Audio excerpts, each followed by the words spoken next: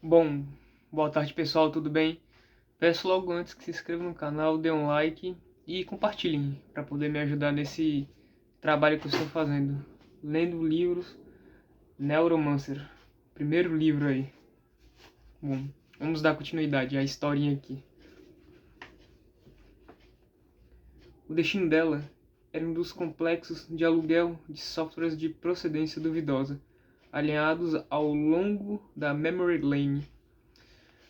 Havia uma sensação de imobilidade ali, de ruídos abafados. Cabines ao longo de um hall central. A clientela era jovem, poucos mais velhos que adolescentes. Todos pareciam ter soquetes de carbono plantados atrás da orelha esquerda. Mas ela não se concentrou neles. Os balcões na frente das cabines exibiam centenas de cacos de Microsoft, fragmentos angulosos de silício colorido montados sobre bolhas oblongas transparentes sobre quadrados de cartolina branca.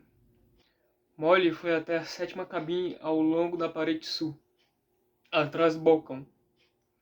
Um garoto de cabeça raspada olhava para o nada. Uma dezena de antenas de Microsoft se projetando do soquete atrás da orelha. Larry, você tá aí, cara? Ela se posicionou na frente dele.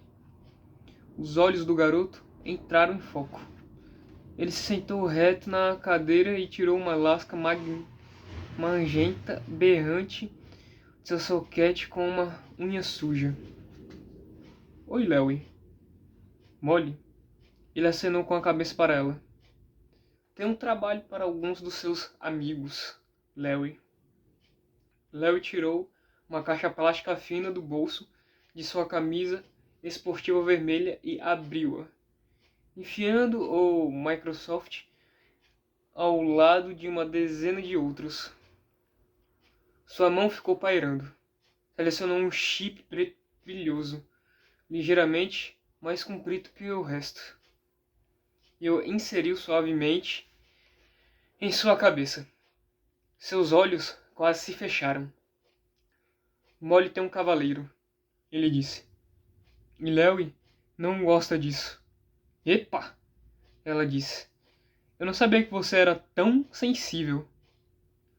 Estou impressionada. Custa muito caro ficar tão sensível assim? Eu conheço você, moça. O olhar vazio retornou. Está querendo comprar uns softs? Estou procurando os modernos. Você tem um cavaleiro? Molly. Isto aqui diz. Ele deu um tapinha na lasca preta. Tem outra pessoa usando seus olhos. Meu sócio? Mande seu sócio sair. Eu tenho uma coisa pros panteras modernos, Larry. Do que a senhora está falando? Case, pula fora, ela disse. Ele acionou a chave, voltando instantaneamente para a Matrix. Impressões fantasmas do complexo de software pendendo por alguns segundos no zumbido tranquilo do ciberespaço. Panteras modernos, ele disse para o Yosaka, removendo os trodos. Resumo de 5 minutos. Pronto, disse o computador. Ele não conhecia aquele nome. Era uma coisa nova. Uma coisa que havia aparecido quando estava em Shiba. Modismos varriam o sprawl à velocidade da luz. Subculturas inteiras podiam surgir da noite para o dia, proliferar por algumas semanas e depois desaparecer inteiramente. Manda, disse. O Hosaka havia acessado uma série de bibliotecas, jornais e serviços de notícias. O resumo começou com um longo take sobre um estilo colorido que Case no começo supôs fosse uma colagem de algum tipo.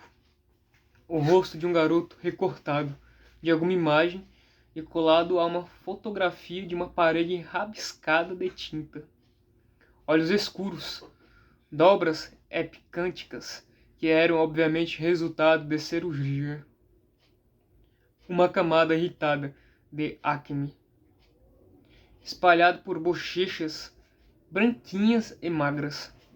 O Rosaka descongelou a imagem. O garoto se moveu, fluindo com a graça sinistra de um mímico fingindo ser um predador da selva. Seu corpo era quase invisível, um padrão abstrato de aproximando dos tijolos rabiscados deslizando suavemente ao longo de sua roupa apertada de uma peça só. Policarbono mimético. Corta para a doutora Virginia Hambly, Sociologia, Universidade de Nova York. O nome, o curso e a universidade pulsando na tela em alfanuméricos cor-de-rosa. Dado ao pendor deles para esses atos aleatórios de violência surreal, disse alguém, pode ser difícil para nossos espectadores compreender por que a senhora continua a insistir que esse fenômeno não é uma forma de terrorismo. A doutora Hambly sorriu. Sempre há um ponto no qual o terrorista deixa de manipular a gestalt da mídia. Um ponto no qual a violência pode até aumentar, mas além do qual o terrorista se tornou sintomático da própria gestalt de mídia. O terrorismo, como conhecemos, normalmente é ligado de modo inato à mídia. Os panteras modernos diferem de outros terroristas, precisamente em seu grau de autoconsciência, em sua percepção do ponto ao qual mídia divorcia o ato de terrorismo da intenção sociopolítica original. Pula essa parte, disse Case. Case conheceu seu primeiro moderno 2 dias depois de ler por alto o resumo do Yosaka. Deduziu que os modernos eram uma versão contemporânea dos grandes cientistas da sua época de adolescente. Havia uma espécie de DNA adolescente fantasmagórico rolando no Sprawl. Uma coisa que transportava os preceitos codificados de vários subcultos da vida curta e os replicava a intervalos irregulares. Os panteras modernos eram uma variante cibernetizada dos cientistas. Se a tecnologia já existisse na época, todos os grandes cientistas teriam soquetes recheados de Microsofts. Era um estilo que importava, e o estilo era o mesmo. Os modernos eram mercenários, piadistas de mau gosto, tecnofetichistas, nihilistas. O que apareceu na porta do loft com uma caixa de disquetes do finlandês era um garoto de voz suave chamado Ângelo. Seu rosto era um enxerto simples de colágeno e polisacárideos, de cartilagem de tubarão, liso e horrível. Era um dos tipos mais feios de cirurgia eletiva que Casey já tinha visto na vida. Quando Ângelo sorriu, revelando os caninos afiados como navalhas de algum animal enorme, Casey chegou a ficar aliviado. Transplantes dentários. Isso ele já tinha visto antes. Você não pode deixar essa babaquice de conflito de gerações te incomodar, disse Molly. Casey concordou com a cabeça, absorto nos padrões do Ice da Sunset Barnett. E foi isso. Isso era quem ele era, o que ele era, seu ser. Ele se esquecia de comer. Molly deixava caixinhas de arroz e bandejas de isopor com sushi no canto da mesa comprida. Às vezes ele lamentava ter que sair do deck para usar o banheiro químico que haviam montado num canto do loft. Padrões de Ice se formavam e reformavam na tela quando ele sondava em busca de aberturas. Se desviava das armadilhas mais óbvias e mapeava a rota que tomara pelo Ice da Sunset Barnett. Era Ice bom. Um Ice maravilhoso. Seus padrões queimavam ali, enquanto ele se deitava com um braço embaixo dos ombros de Molly, vendo a aurora vermelha pela grade de aço da claraboia. Seu labirinto de pixels arco-íris era a primeira coisa que via quando acordava. Ia direto para o deck, sem nem pensar em se vestir, e se conectava. Ele estava cortando o ice. Ele estava trabalhando. Perdia a noção dos dias. E, às vezes, adormecendo, particularmente quando Molly estava fora, em uma de suas viagens de reconhecimento com sua gangue alugada de modernos. Imagens de Shiba lhe voltavam à mente como um dilúvio. Rostos e neon da Ninsei. Um dia acordou de um sonho confuso com Linda Lee, incapaz de lembrar quem ela era ou o que havia significado algum dia para ele.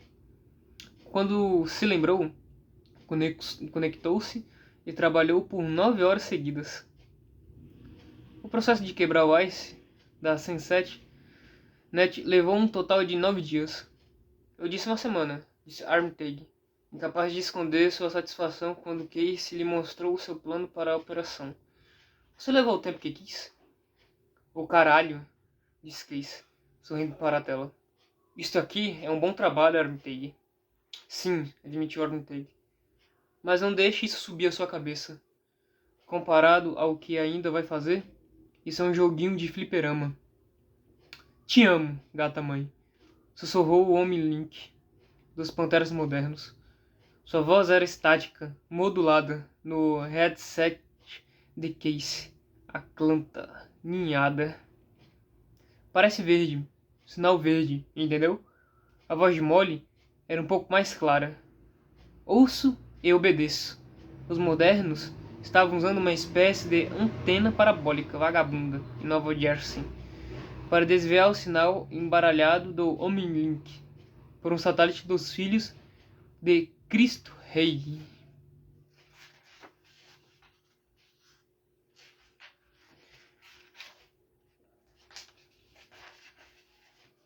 Em órbita geossincrônica sobre Manhattan, eles optaram por encarar toda a operação como uma piada interna elaborada. E a escolha de satélites de comunicação parecia ter sido proposital. Os sinais de Molly estavam sendo irradiados de uma parabólica de 1 metro de diâmetro, colada com epóxi, ao telhado de uma torre de banco de vidro preto quase tão alta quanto o prédio da Sunset Net. Bom, pessoal, vou ficando por aqui hoje. E vocês fiquem com Deus. Tenham uma ótima semana. E é isso. Bye, bye.